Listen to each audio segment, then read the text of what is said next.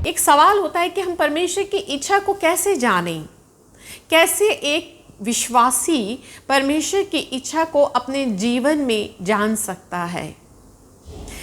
हमेशा याद रखिएगा, कभी भी किसी भविष्यवक्ता के पीछे भागने से हम परमेश्वर की इच्छा को नहीं जान पाते, क्योंकि वचन कहता है कि भविष्यवाणियाँ हो तो बदल जाएंगी। समय आने पर भविष्यवाणियाँ बदल जाती है, मगर जब एक व्यक्ति अपना संबंध परमेश्वर के साथ बनाता है, परमेश्वर की इच्छा पर चलता है, उसके वचन पर, उसके वचन के अनुसार हम एक पवित्र जीवन जीते हैं, तब ही परमेश्वर की सिद्ध इच्छा एक विश्वासी व्यक्ति की जीवन में पूरी हो पाती है। अगर हम परमेश्वर के वचन में जाते हैं, जब हम परमेश्वर के वचन को देखते हैं, पौलुस ने एक बहुत ही सुंदर बात बोली है। आप सभी के पास में वचन होगा, आप निकाले रोमियो की किताब और उसका 12 अध्याय। आप सभी लोग जल्दी से मेरे साथ परमेश्वर के वचन को खोलें। आप पाएंगे कि वहाँ पर क्या लिखा है। परमेश्वर का वचन युगान युग एक सा है, कभी भी ना बदलने वाला, कभी बदलता नहीं है। हमारा परमेश्वर कल, आज और युगान युग एक सा है और उसका वचन अटल है, वो कभी बदलता नहीं है। रोमियो की किताब और उसका पहला अध्याय क्या रोमियो और उसका 12 अध्याय और उसका पहले पद में क्या बोलता है। पौलुस कहता है, इसलिए हे मेरे भाइयों, मैं तुमसे परमेश्वर की दया स्मरण दिलाकर विनती करता हूँ। आप देखिए पौलुस ने यहाँ पर क्या बात बोली है। हे मेरे भाइयों, मैं तुमसे परमेश्वर की दया स्मरण दिलाकर, यानी पौलुस इस समय हमें परमेश्वर की दया स्मरण दिला रहा है, यानी याद दिला रहा है। और याद कौन सी चीज की जाती है?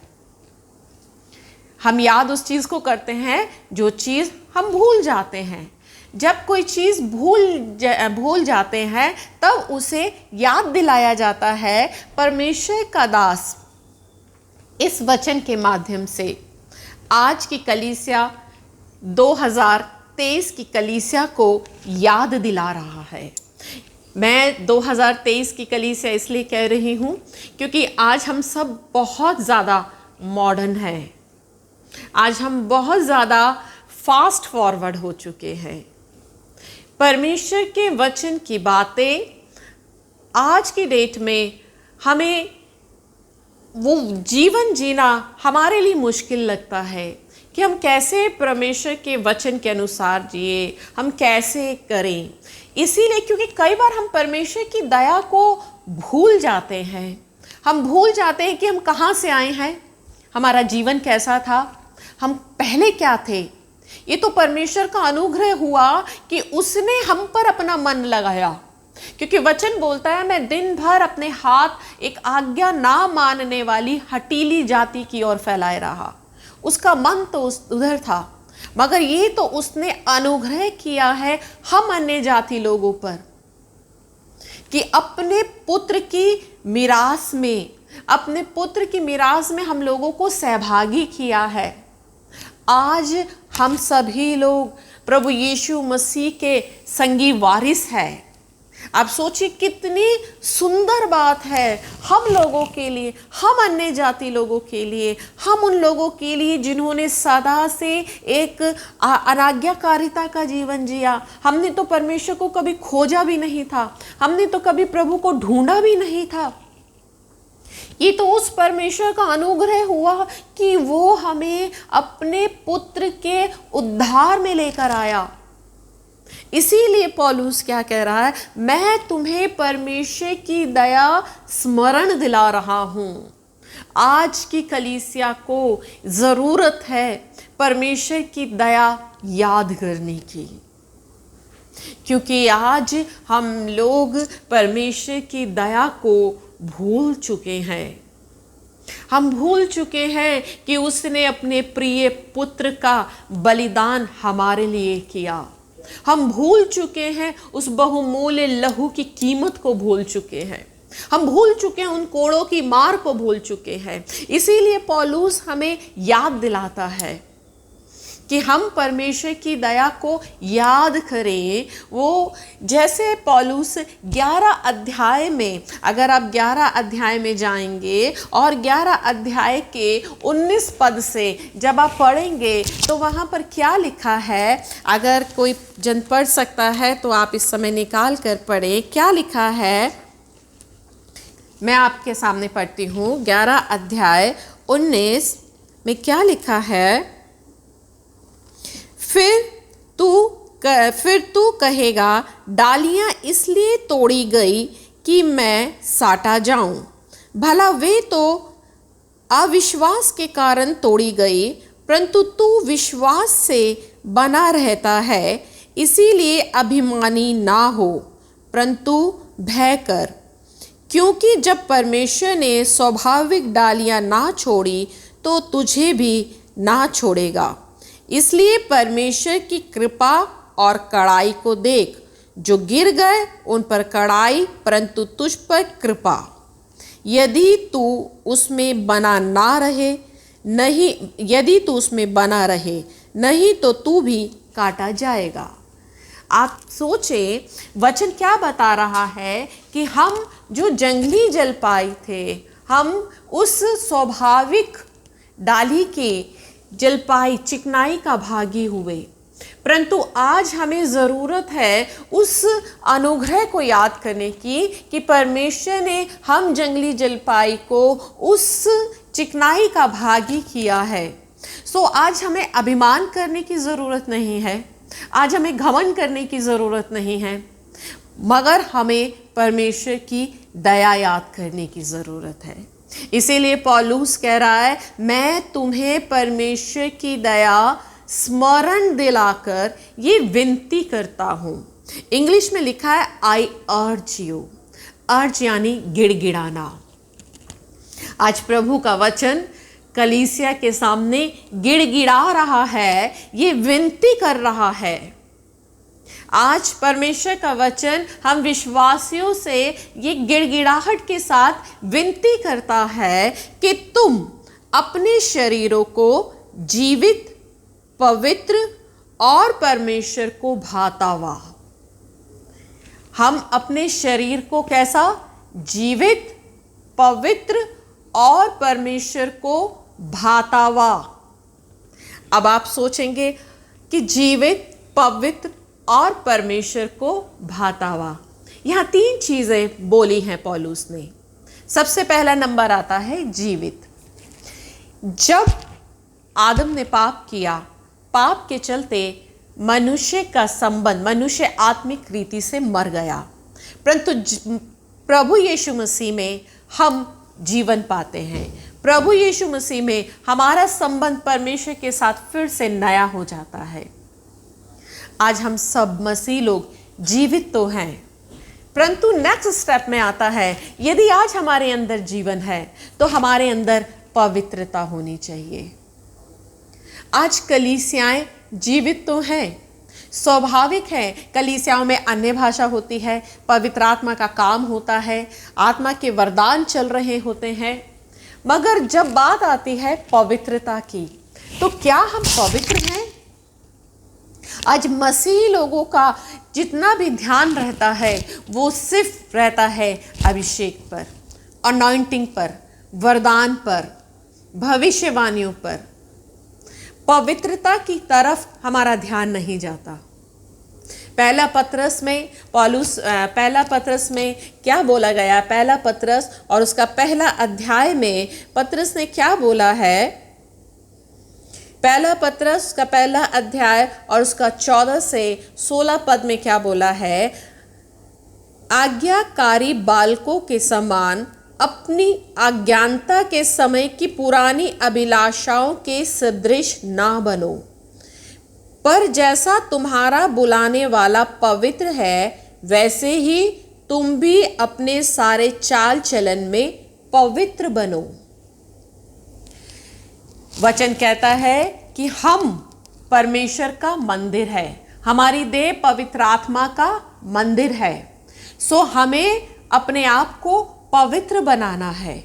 और पवित्र किस तरह से एक मनुष्य बना सकता है, इंग्लिश की ट्रांसलेशन हमें इस बात को और भी क्लियर कर देती है। जब हम इंग्लिश की ट्रांसलेशन में जाते हैं तब बोलता है, be set apart from the world by your godly character and moral courage. यानी हम अपने आप को पवित्र बनाने के लिए अपने आप को संसार से अलग कर लें।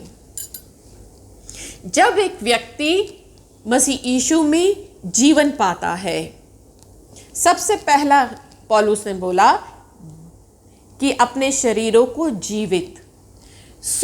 जब हम जीवन पाते हैं, पवित्र आत्मा का अभिषेक पाते हैं, तो ज़रूरी है हमारे लिए कि हम अपने आप को पवित्र बनाएं। यानी अपने आप को संसार की अभिलाषाओं से अलग कर लें। क्योंकि प्रभु ने अपने वचन में पहला यूहन्ना में बोला है कि जो कुछ भी इस संसार में है, वो शरीर की अभिलाषा, जीविका का घमंड और आंखों की अभिलाषा, जो परमेश्वर की ओर से नहीं है। आज जो कुछ हमारे अंदर है, हम एक ऐसा जीवन जीते हैं जहां हम संसार के साथ जुड़े रहते हैं। आज यही कारण है कि बहुत से लोग कई बार चाहते हैं कि मेरे जीवन में परमेश्वर की इच्छा है, प्रभु आप मेरी अगुवाई करें, प्रभु आप मेरा मार्गदर्शन करें। हमेशा याद रखें, जब तक हम अपने आप को संसार की अभिलाषा से अलग नहीं कर लेंगे, तब तक परमेश्वर की इच्छा हमारे जीवन में कभी नहीं आएगी, कभी नहीं आएगी। यदि आज आप प्रभु की आवाज़ को सुनना चाहते हैं, आप चाहते हैं कि मैं कैसे प्रभु अपने आप को आपके लिए तैयार करूं, तो अपने आप को जीवन पाने के बाद आपको पवित्र यानी संसार से अलग करना है। जब एक व्यक्ति संसार से अपने आप को अलग करता है, संसार की अभिलाषाओं से अलग करता है, जब वो अपने अंदर परमेश्वर से वो पवित्रता मांगता है जो पवित्र आत्मा की ओर से आती है, तब वो परमेश्वर की भली भांति सिद्ध इच्छा को अपने जीवन में पाता है। आज जितने भी हम अपने जीवन को देखें, आज ईमानदारी से आप अपने जीवन को देखें, आप ईमानदारी से अपने आप को चेक करें। आज ज़रूरत नहीं है कि कोई भी अभिषेक पाया हुआ व्यक्ति जिसके जीवन में वरदान है वो आए और हमें बताए कि मेरे जीवन में क्या कमी जा रही है। परमेश्वर ने अपना वचन हमें दे रखा है जो हमें हमेशा करेक्ट करता है।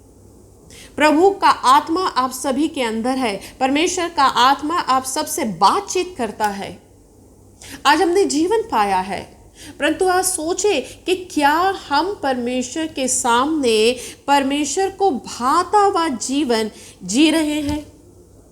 प्रभु ने कहा है तुम्हारी देह पवित्र आत्मा का मंदिर है। क्या हमने अपनी देह को पवित्र आत्मा का मंदिर वास्तव में बनाया है, या हमने अपने शरीर में उन अभिलाषाओं को रखा हुआ है, उन डिजायर्स को रखा हुआ है। क्योंकि जब तक एक इंसान के मन में डिजायर्स रहती हैं, अभिलाषाएं रहती हैं, तब तक वो परमेश्वर की इच्छा को नहीं जान पाएगा।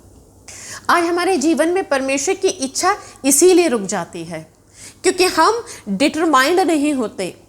आज बहुत से लोग परमेश्वर की इच्छा को जानना चाहते हैं कि प्रभु मुझसे बात करें, प्रभु मुझे मेरी अपनी इच्छा बताएं, मगर परमेश्वर की इच्छा से पहले हम अपनी इच्छाओं को रखते हैं कि परमेश्वर की इच्छा आएगी प्लान ए और प्लान बी, मगर प्लान हम ए को इम्पोर्टेंस देते हैं, हम बी को इम्पोर्टेंस नहीं देते।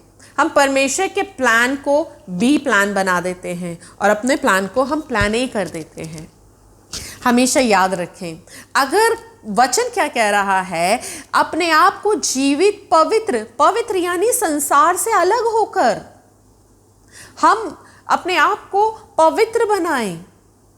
संसार की अभिलाषाओं से आज कितने ही मसीही लोग हैं जिन्होंने आज भी वो मसीह में है, परंतु आज भी उन्होंने अपने जीवन में संसार को अपने अंदर बसा रखा है।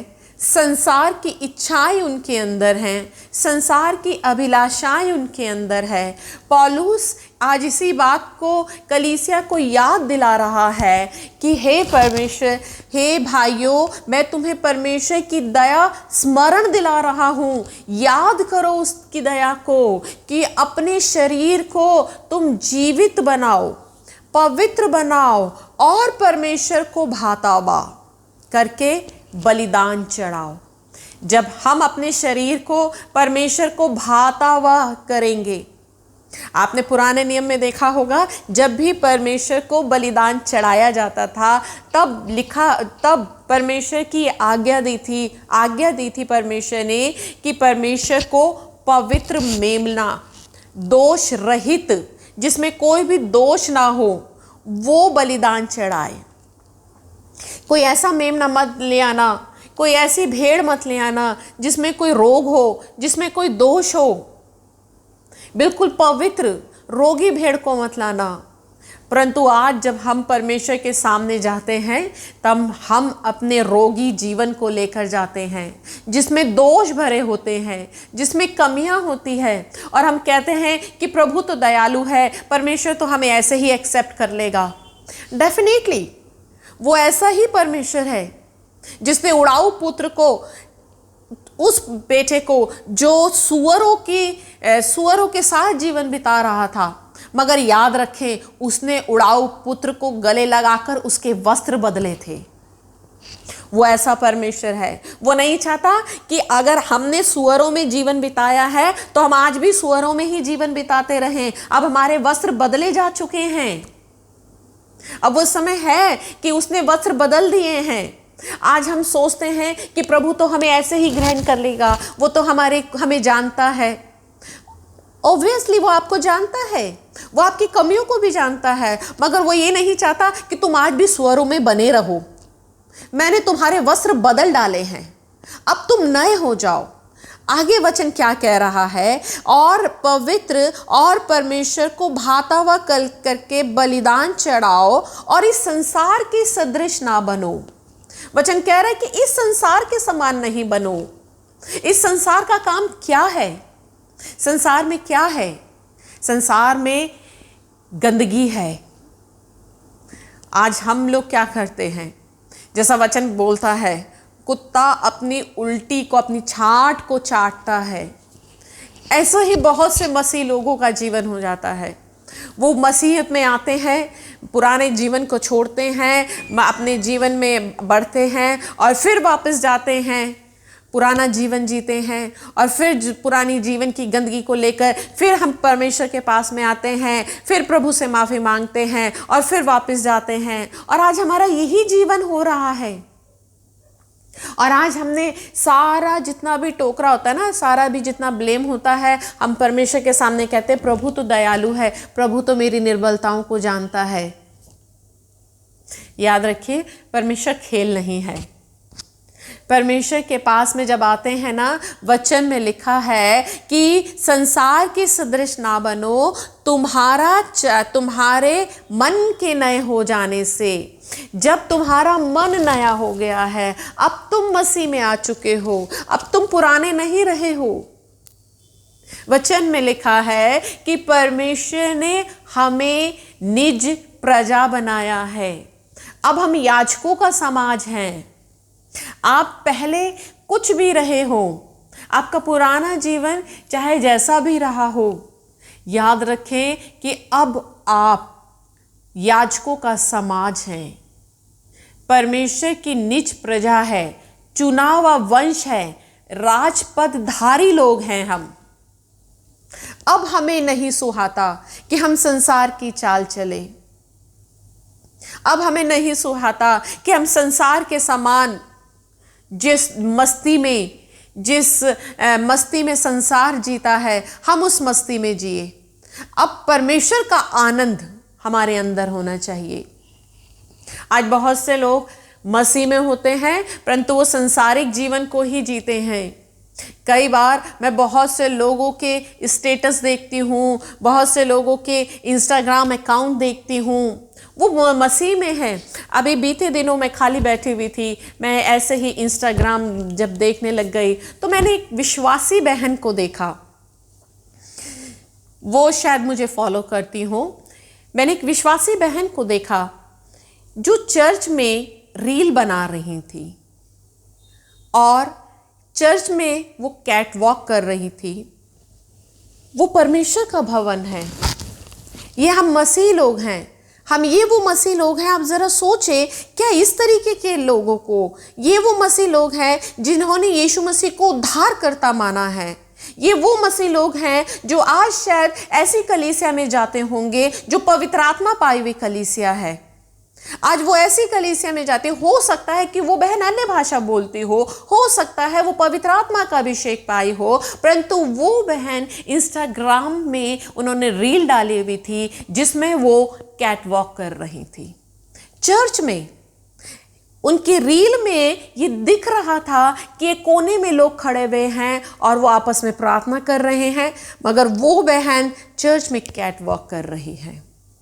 मैं ऐसे लोगों की रील्स देखती हूँ, कई बार बहुत से लोग अपनी रील्स मुझे भेजते हैं जहाँ पर वो मसीही गानों पर वो डांस करते हैं और उनका वो डांस नहीं होता है, मगर उस डांस में एटीट्यूड होता है, उस डांस में अदाएं होती हैं। ये वो मसीह लोग हैं जिनको यीशु मसीह ने अपने लहू से धोया है स्वर्ग जाने के लिए। यीशु मसीह ने कहा है तुम याजकों का समाज हो, तुम पवित्र प्रजा हो। आप खुद ही सोचें, आप खुद ही विचार करें, क्या एक याजकों का समाज, क्या एक चुना वंश राजपदधारी लोगों को शोभा देगा ऐसा जीवन जीना? आप खुद सोचें। परमेश्वर ने हम सबको बुद्धि दी है, हमें जजमेंट दी है। आज हम बहुत अच्छा जज कर लेते हैं, हम दूसरे को बहुत अच्छा जज कर लेते हैं। हम ज़रा अपने आप को ही जज करें, क्या हमें ये शोभा देगा? क्या हम एक ऐसा जीवन जिए? प्रभु ने हमें राजपदधारी लोग बनाया है, याजकों का समाज बनाया है। वचन कह रहा है, पौलुस बोल रहा है, तुम्हारे मन के नए हो जाने से, जब तुम्हारा मन प्रभु यीशु में नया होता है तब तुम्हारा चाल चलन भी बदलता जाए। हालेलुया। आज हम में से कितने लोगों ने अपने चाल चलन को छोड़ दिया है? आज हम में से कितने लोग ऐसे हैं जिन्होंने ऐसा जीवन छोड़ दिया है? और बहुत तेरे ऐसे हैं जो आज भी उसी चाल चलन को मसीहत में जी रहे हैं। आज हम ऐसी ही हम मसीह की रील्स बनाते हैं, हम उसमें वर्शिप कर रहे हैं, परंतु हम उसमें अपने आप को दिखा रहे हैं। वचन बता रहा है हमारा चाल चलन बदल जाए। मैं सिर्फ इस बात को नहीं कह रही, वरन हर बात में हमारा चाल चलन परमेश्वर को भाता हुआ होना चाहिए। हमारा व्यवहार बदल जाए। हम पुराने जीवन की सी चाल ना चले, परंतु पुराने मनुष्यत्व को उतार डालें। मैं जो आपको ये वचन दे रही हूँ, ये हम सभी के लिए एक चेतावनी है परमेश्वर की आत्मा की ओर से। प्रभु चाहते हैं कि मेरी कलीसिया पवित्र बने, मुझे भाता हुआ जीवन जिए, क्योंकि वो बहुत ही जल्द हमारे बीच में आने वाला है। आप सोचें ज़रा, आज मैं इस वचन के माध्यम से तमाम उन बहन भाइयों से बोलना चाहती हूँ जो इस तरीके की रील्स बनाते हैं, स्टेटस लगाते हैं। जब प्रभु आएगा और वो अपनी कलीसिया को लेकर जाएगा, अपनी दुल्हन को ढूंढेगा, तो दुल्हन में तो वो सादगी होती है, वो पवित्रता होती है। क्या वो दुल्हन जो इंस्टाग्राम में कैट वॉक कर रही है चर्च में, रील बना रही है? क्या वो दुल्हन जो मसीह के गानों में अदाएं दिखा रही है, एटीट्यूड दिखा रही है, क्या मसीह ऐसी दुल्हन को, ऐसी कलीसिया को अपने स्वर्ग में लेकर जाएगा? आज हम पुराने जीवन को मसीहत में मिक्स कर लेते हैं, पुराने चाल चलन को मसीहत में लेकर आ जाते हैं और हम कहते हैं कि मसीह इसे एक्सेप्ट करता है। मेरे प्रिय भाइयों और बहनों, हमारे परमेश्वर के साथ में ऐसी कोई भी मजबूरी नहीं है कि वो इस तरीके के चाल चलन को एक्सेप्ट करे। वो निकाल के फेंक देगा, वो निकाल के बाहर कर देगा। उसे शौक नहीं है कि वो अपना स्वर्ग भरे। उसे इस बात का वो नहीं है कि मैं ज़्यादा से ज़्यादा लोगों को लेकर आऊं। वो तो चाहता है, मगर उस अपनी चाहत में वो ऐसे लोगों को स्वर्ग में नहीं लेकर जाएगा जो यहाँ पर बैठकर चर्च में, जो परमेश्वर का भवन है वहाँ पर रील बना रहे हैं, जो यहाँ पर मसीह गानों पे अपनी अदाएं दिखा रहे हैं। कहीं ऐसा ना हो कि वो स्वर्ग में भी इन्हीं बातों में रील बनाए और नीचे भेजे। वो ऐसे लोगों को नहीं लेकर जाएगा स्वर्ग में। वचन क्या कह रहा है, आगे बढ़े। परंतु तुम्हारे मन के नए हो जाने से तुम्हारा चाल चलन भी बदलता जाए। आगे पौलुस कह रहा है, जिससे तुम परमेश्वर की भली भावती सिद्ध इच्छा अनुभव से मालूम करते रहो। हालेलुया। पौलुस अंत में एक बात बोल रहा है कि जब तुम्हारा चाल चलन बदलेगा, जब तुम पवित्र हो जाओगे, जब तुम जीवित हो जाओगे, तब तुम परमेश्वर की भली भांति सिद्ध इच्छा को अनुभव से मालूम करोगे। अनुभव यानी एक्सपीरियंस।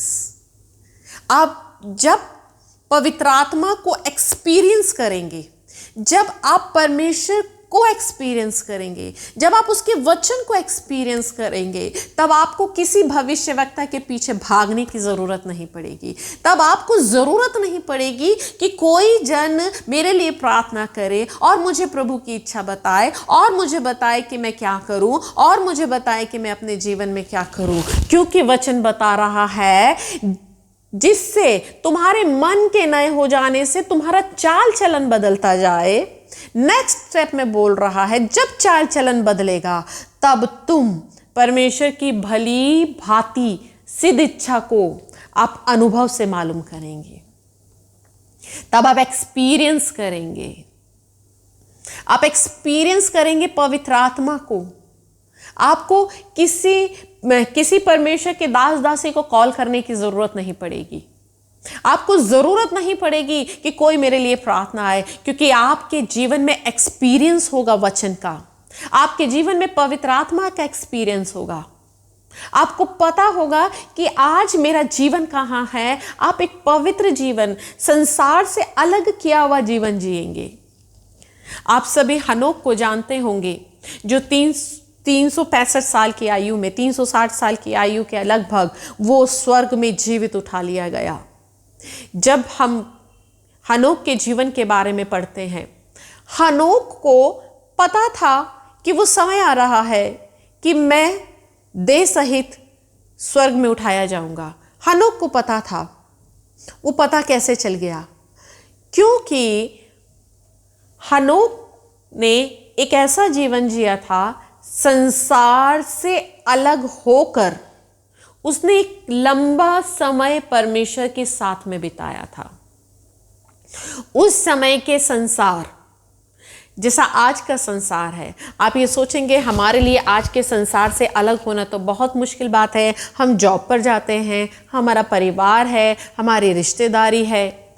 यहाँ संसार से अलग होने का मतलब ये नहीं है कि आप शारीरिक रूप से अलग हो। संसार से अलग होना यहाँ से है। आप यहाँ से संसार से अलग हो सकते हैं, आप यहाँ से अलग हो सकते हैं संसार से। संसार जो आपके अंदर बसा हुआ है ना, जब आप उसको अपने अंदर से निकालेंगे तब आप परमेश्वर के चरणों के पास में जाएंगे। आप जॉब में जाते हुए भी परमेश्वर में रह सकते हैं, संसार से अलग हो सकते हैं। आप रिश्तेदारी में रहते हुए भी आप संसार से अलग रह सकते हैं। ज़रूरी है कि हमारा संबंध परमेश्वर के साथ रहे। आपने नाव देखी है, नाव और पानी, इन दोनों का संबंध कैसा अद्भुत संबंध होता है।